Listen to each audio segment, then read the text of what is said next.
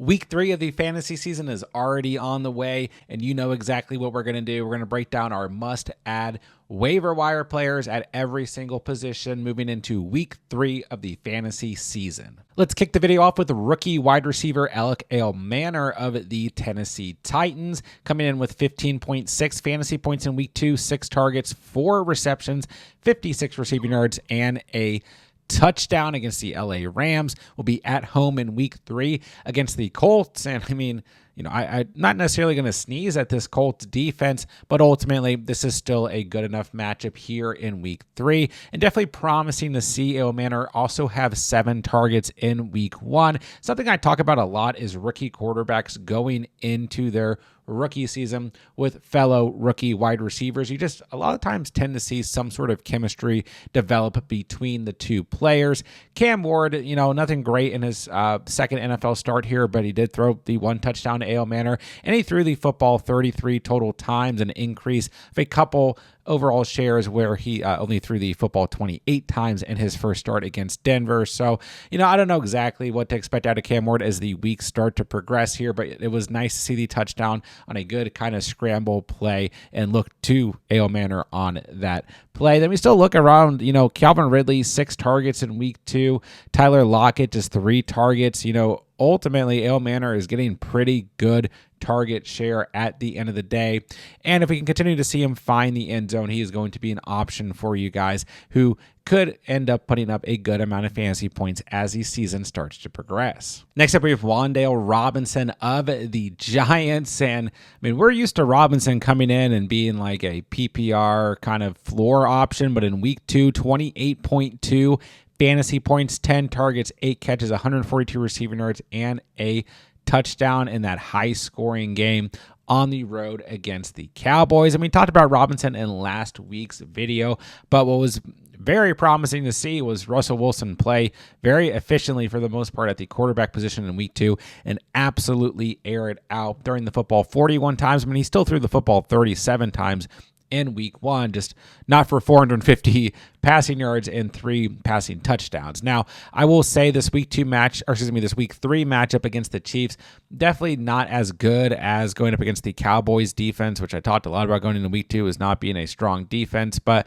ultimately, I mean, Robinson, 11.5 fantasy points in week 1, 28.2 like we just said in week 2. The floor is there, and maybe if Russ can continue to do some of these moon balls and deep throws and everything, we will get some ceilings throughout the course of the season as well. So he sits at 27% rostered. I do think that he'll be added in a lot of leagues in this waiver period, and definitely a player in full PPR who you guys should strongly be considering. Next up, we have Cedric Tillman of the Cleveland Browns coming in at 46% rostered, 10.2 fantasy points in week 2, but nice to see 7 targets, just 2 receptions, 22 receiving yards, and a touchdown. Now, I don't want to pat myself too much on the back here because I talked about Cedric Tillman a lot in week 2, and I certainly don't think this game or the game script or really anything ultimately benefited Tillman too much. Like I said, still had 7 targets, which is good, 8 targets in week 1, but ultimately, Joe Flacco threw the football 45 times, and something was just off in terms of this game overall for this passing offense. But once again, Tillman, 7 targets, Jerry Jeudy, 8 targets, and we had Njoku at the tight end position with 5 targets, and Harold Fannin with 5 targets as well. So still good volume in this offense in terms of the passing game, but Tillman wasn't necessarily efficient with it here in week 2. Then even the touchdown grab, it was like a ricochet and ended up in his hands. So I don't know. It's a much tougher matchup is kind of my concern here in week 3 at home, but against the Green Bay Packers, you look like they might have the best defense in the NFL right now. But Tillman does have that upside, can be a flex play. It's kind of the guy who the defenses don't really focus on because they are taking care of the tight ends and Jeudy. So there's plays where he kind of squeezes through, for lack of a better term. So I still like Tillman. I still think he's a flex option, but I definitely want you guys to be kind of wary when starting him. I liked him a lot in week 2 because of the matchup, and I expected, the Browns to be forced to throw the football. And I don't think that's going to change necessarily in week 3, but I don't like the matchup as much. But overall, still a flex option for you guys here in week 3. And it's the season of the booty. Next up, we have Kayshon Boutte of the New England Patriots. Just 8.6 fantasy points in week 2 against the Dolphins. Just 1 target and 1 catch, 16 receiving yards, but it did go for a touchdown. So if you started Booty, I mean, you maybe got a little excited early in this game, and then nothing really happened outside of the touchdown. And it is a good enough matchup against the Steelers in week 3, although we have a bit of a mixed sample size from the Steelers defense from week 1 and week 2. But ultimately, once again, what was encouraging here is that Drake May, very efficient in week 2. We didn't see him throw the football nearly as much. He threw the football 46 times in week 1, just 23 in week 2, but very efficient, 19 to 23, 230 passing yards, 2 passing touchdowns, and a rushing touchdown for Drake May in week 2. But once again, this matchup against the Dolphins, it was a weird game. I mean, the Patriots were kind of like dominating, then we had all this weird stuff happen and special team scores and whatever, right? So, I do think that the game script somewhat still benefited Booty, but he didn't end up being a big part of it at the end of the day. But once again, when we look at target volume across the board, Booty just 1 target, but like Pop Douglas just 1 target. Stephon Diggs only 5 targets in this game. Hunter Henry only 3 targets in this game. Ramondre Stevenson had 5 targets in this game. So just a weird overall game. I do think that there will be opportunity for Booty in week 3 against Pittsburgh. He sits at 40% rostered. Move with caution here. We now kind of have a floor week and a higher ceiling week in week 1, but ultimately still a player involved in an offense that will at least have fantasy relevancy, at least based on matchup at worst here in the season.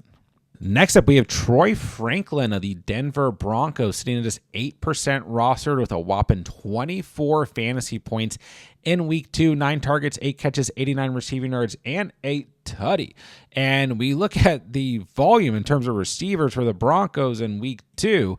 Cortland Sutton had just 4 targets and a catch. Marvin Mims just 2 targets and a catch.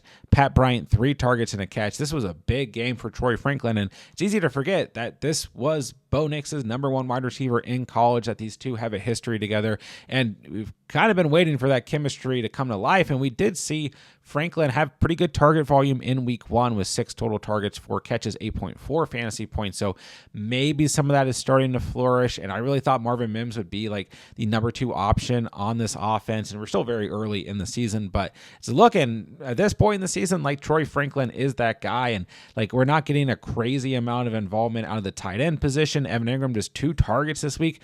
Adam Trotman had 3 targets and a touchdown. Like, Franklin could really emerge as an elite weapon in this offense, especially the way that Sean Payton draws things up, uses different guys. And I think they truly want a number 2 wide receiver on this team. And it just makes sense for Franklin to be able to step up and be that guy. I really thought Mims could be the guy who could like stretch the field, make some big plays, but right now, Franklin looks like he is just the only player available at wide receiver outside of Cortland Sutton, who once again, Sutton basically had a goose egg here in week 2. So very lowly rostered player in full PPR, definitely a player to keep your eyes on, but just keep in mind these Sean Payton offenses at times can, fluctuate. We can see players do really well, then kind of start to disappear depending on game plan and matchup. So just bear that in mind. We see that maybe more at the running back position, although Dobbins is holding steady right now, but just bear that in mind. Sometimes Sean Payton offenses can be frustrating, but I certainly think Troy Franklin is worth a waiver addition here in week 3 of the season. Let's talk about Hunter Renfrow of the Carolina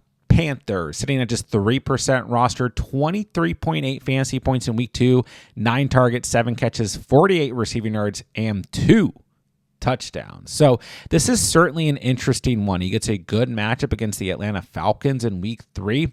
And something with this Dave Canales offensive system to remember is that he really likes using a slot wide receiver. Go back a couple seasons when Chris Godwin had, a really big season out of the slot. Like they started using Godwin in the slot, I think 2023, he wants a slot wide receiver who can make a lot of plays in this offense. And theoretically, it would have been Jalen Coker, and they're comfortable with Coker being that guy. And that's why they let Adam Thielen go and be traded to the Vikings. But then, Coker headed to IR like basically the next day after getting hurt in practice. And Renfrow, did have 6 targets in week 1. And I think ultimately he could come in here and be a lot more consistent than Xavier Legette. Xavier Legette, 7 targets in week 1, just 3 catches, 8 targets in week 2, just 1 catch, 0.8 fantasy points.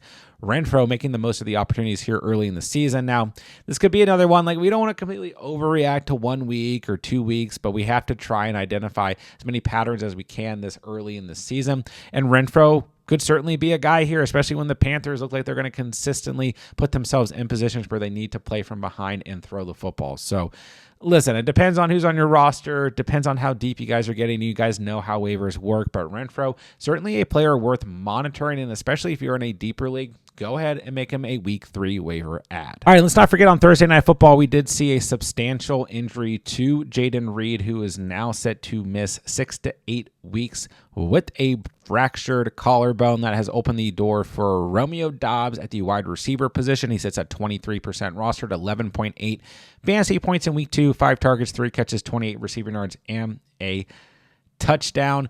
This is an interesting one because I still think that the Packers wide receivers are really, really frustrating and really up and down. The way that the play calling goes for the Packers, like they want to use everybody. It's going to be matchup dependent. It's really frustrating for fantasy. I do think that Matthew Golden will at some point have a role. I don't know. He's just had 2 targets in each of the first 2 games of the season. Like they are trying to give him the football, but not a lot is happening. I don't know. The Packers wide receiver room is just always frustrating for fantasy. But Romeo Doubs at least has the red zone chemistry with Jordan Love and will make some plays and give you a floor. If he doesn't score, I get a little bit worried about him.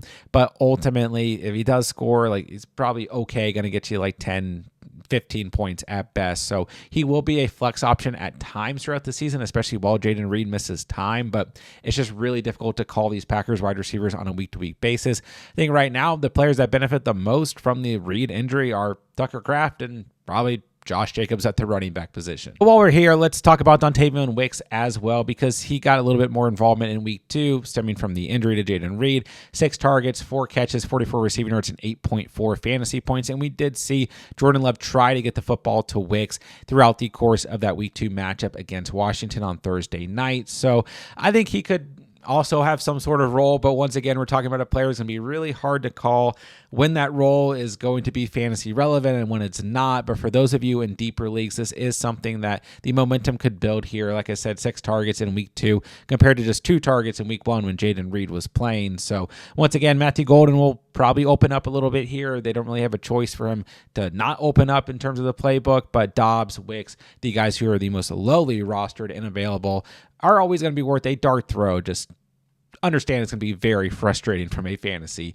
perspective. And I do unfortunately have to record these before Monday Night Football is played, but I want to remind you guys that Darnell Mooney is going to play in Monday Night Football against a not so great Minnesota Vikings secondary, and he sits at 57% rostered. If he gets enough involvement in this game, even if it's just target share, he gets a good matchup against the Carolina Panthers in week 3 before facing the Washington Commanders. Also not an awful matchup in week 4, then an early bye week in week 5. And Mooney's going to be a part of this offense no matter how you look at it. So I'm a little surprised he's still sitting, around 57% roster, because this was a player like before he got hurt in the preseason and everything, or during training camp with a shoulder injury. He was like a really popular late round wide receiver to draft. And ultimately, he's still going to be part of this Falcons offense, even with guys like Drake London, Bijan Robinson, and maybe Kyle Pitts in front of him. But we look at the Falcons wide receivers behind Drake London. Obviously, Mooney's there, but like Ray McLeod, Casey Washington, Cordero Hodge,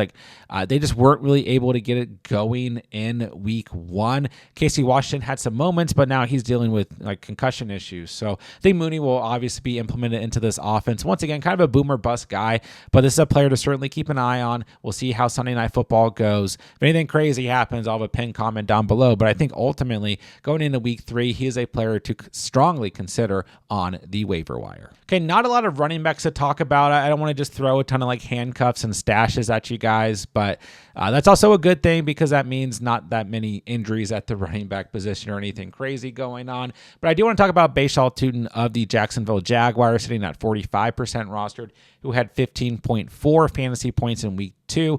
And what was encouraging here is that he had 8 touches on the ground, 42 rushing yards, and 5.2 yards per carry. He obviously scored the touchdown through the air, 2 receptions for 32 receiving yards, and the receiving touchdown. But once again, I think what he did on the ground was really encouraging, because ETN is still going to be, the running back who gets the most volume and most touches here, and he had himself a very nice day. But encouraging to see that Tuten could see 8 touches on the ground compared to ETN's 14. And if you were worried about LaQuint Allen, Allen, he had just 2 carries in this game. So I think Bhayshul Tuten, is a great handcuff to Travis Etienne, who does have some injury history, but also is a player in this Liam Cohen offense who's starting to see, a lot of involvement. Liam Cohen last year at the Bucs liked using Bucky Irving and Rachaad White. However you want to look at it, maybe Etienne's the Bucky, maybe Bhayshul Tuten's the Bucky. I don't know. This comparison is just never going to die, it feels like.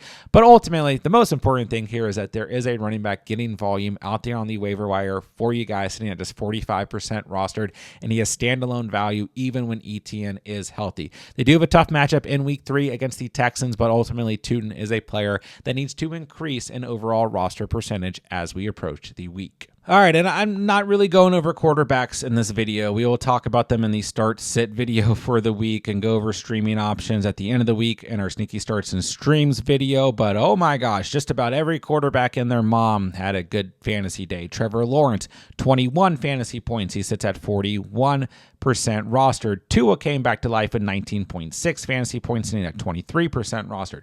Matthew Stafford, 18 fantasy points, sitting at 27% rostered. Sam Darnold, not too bad, with 17.8 fantasy points, sitting at 18% rostered. Aaron Rodgers was not that good. Russell Wilson, 31 fantasy points, 13% rostered. Danny frickin' Dimes, say his name, 22 fantasy points, sitting at 34% rostered. Spencer Rattler was not that bad at all, 21 fantasy points against the Niners, 6% roster. Don't forget about Mac and Cheese himself, sitting at 5% roster, 21 fantasy points, 3 tutties through the air. Then Jake Browning coming in for Joe Burrow, 20.7 fantasy points, 0% rostered. So I don't know exactly what to make out of the streaming quarterback market right now. There's a lot of options based off of week 2. I'm probably leaning towards Daniel Jones and Trevor Lawrence right now, but like I said, we will break down quarterbacks more extensively as the week goes on. I don't want to overreact too much to just 1 week of football here. All right, and then moving along to the tight end position, let's start with Juwan Johnson of the New Orleans Saints, who had 9 targets, 5 catches, 49 receiving yards, and a touchdown, 15.9 fantasy points in week 2, sitting at 51% rostered. He now has 15 or more fantasy points in 2 straight games. Gets a good matchup against the Seahawks in week 3.